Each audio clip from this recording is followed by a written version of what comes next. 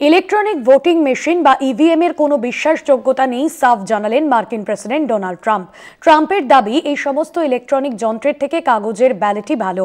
EVM প্রসঙ্গে Donald ট্রাম্পের এহেন মন্তব্যে তোলপাড় ভারতের রাজনীতি। ইভিএমে ভোট প্রক্রিয়া নিয়ে বিস্ফোরক দাবি মার্কিন প্রেসিডেন্ট ডোনাল্ড ট্রাম্পের। মার্কিন ধনকুবের ইলন মাস্ক এবং বিশ্বখ্যাত এমআইটির বিশেষজ্ঞদের অনেকেই জানিয়েছেন, কম্পিউটার কখনো ভোটের কাজে ব্যবহার করা যেতে পারে না। ইভিএমে ভোট নেওয়া হলে সেটা বিকৃত হতে পারে, জানালেন ট্রাম্প। ইলেকট্রনিক যন্ত্রের বদলে কাগজের ব্যালটের ওপরই আস্থা মার্কিন প্রেসিডেন্টের।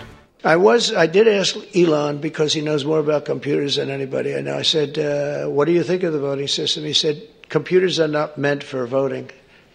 It's just not it's too many transactions taking place too quickly.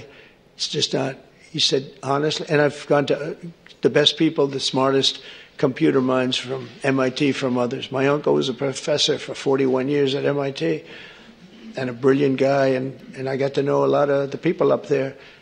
And they will tell you that the most secure way that you can secure the election, and probably the fastest way, because there can be very little hanky-panky, is paper ballots. Can you?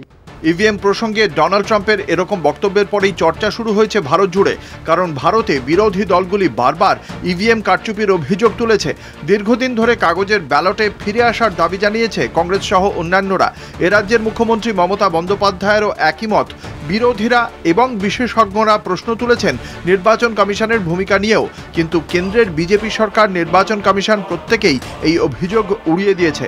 ভারতের EVM সমর্থকরা মোদির বন্ধু ট্রাম্পের এই মন্তব্যের পর কি প্রতিক্রিয়া দেখায়, সেটাই এখন দেখার। কলকাতা টিভি।